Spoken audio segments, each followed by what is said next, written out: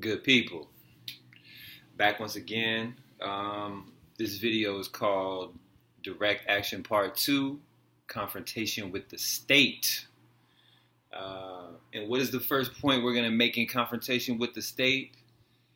Is that we should not be having physical confrontations with the state. Let me explain. Without significant numbers, a confrontation with the state is, it may or may not get you what you want. So if you have 10,000 people, 100,000 people, and you confront your city hall or you confront your lawmaking body with that many people in support of you, your voices will be heard. If the numbers are significantly lower than that, say 50, 100 people, you're most likely going to be ignored, or you're going to be food on a plate for the powers that be. So, again, this idea of direct action is making intentional, strategic, collaborative moves in order to reverse our social condition or improve our social condition. And direct confrontations with the state, physical confrontations with the state, don't really fall into that, unless we're at a certain part of the struggle or unless we have a certain amount of numbers that I spoke of in the beginning. Because a physical confrontation with the state, with the police, that, but let's just say, for somehow you manage to win that physical confrontation with the police or back them down, then they call in the military, and you have to ask yourself, do you have the resources? Do you have the numbers? Do you have the training? Do you have the perseverance? Do you have the weaponry to take on the military? And more than likely the answer is no. So physical confrontations with the state, with the police, with the military, with whatever, are just not in our best interest right now, because that is not where our strategic advantage lies. Also, let me speak on, you really don't want to do anything to get you arrested. And I know how that might sound, but, getting you arrested sets off a chain of events that are more to the state's benefit than to your benefit. Somebody has to come up with bail money to get you out. And, most people in the struggle, bail money's not easy. And then when you start having to bail out, tens of dozens of people, that can get quite expensive. That's one of the ways that the government bankrupted the Black Panther Party. One of the strategies in COINTELPRO was to arrest as many members as possible because they knew they would bail them out. They would bail them out. They drain the funds from the party.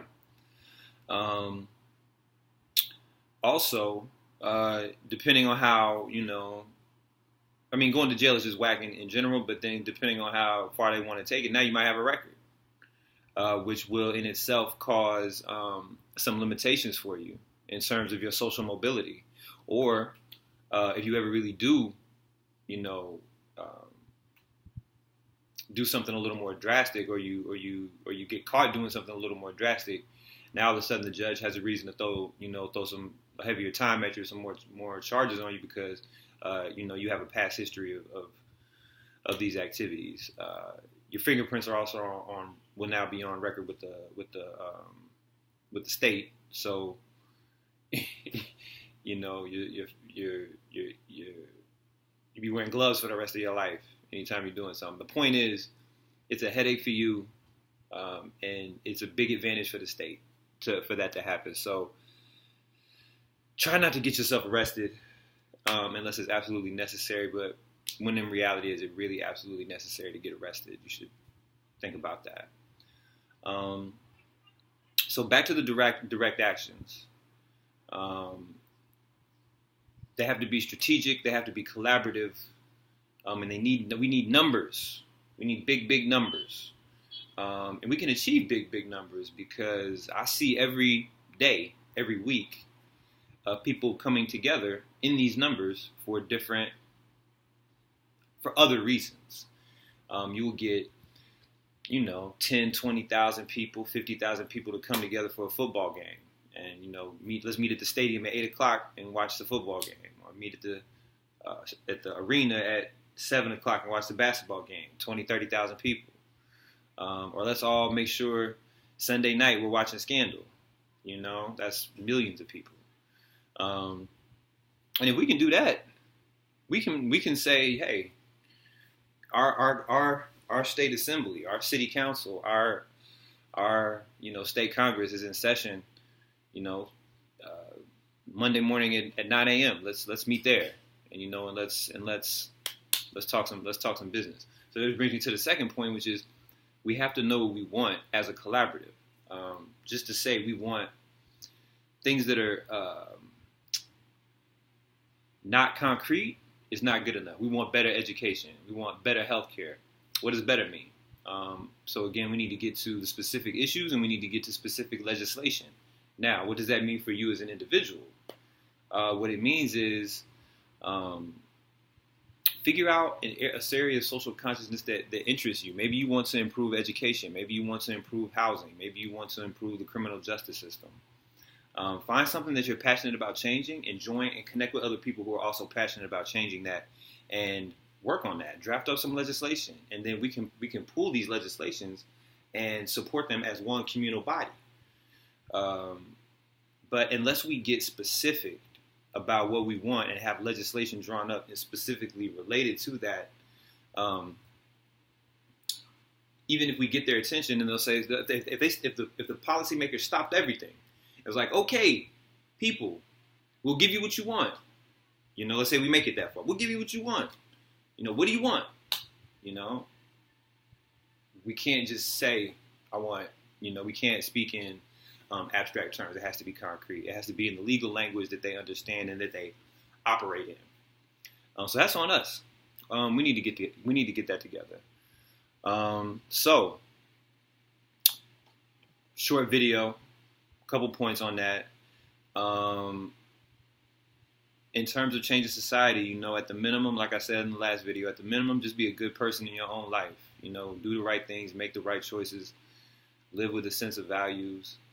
And I'm going to add on to that, be civically engaged. Know your politicians, know your dates, know your laws, know your legal processes, and be aware of that and engage in that. Because the system has a tendency to strengthen itself off our apathy.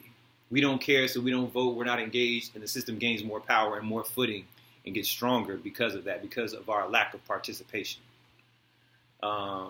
So we have to kind of remedy that. And if you feel so inclined, organize with people in your region, in your community, who are passionate about some of the same social issues that you're passionate about. That's a good way to kind of take that extra step if you feel like you want to take that extra step.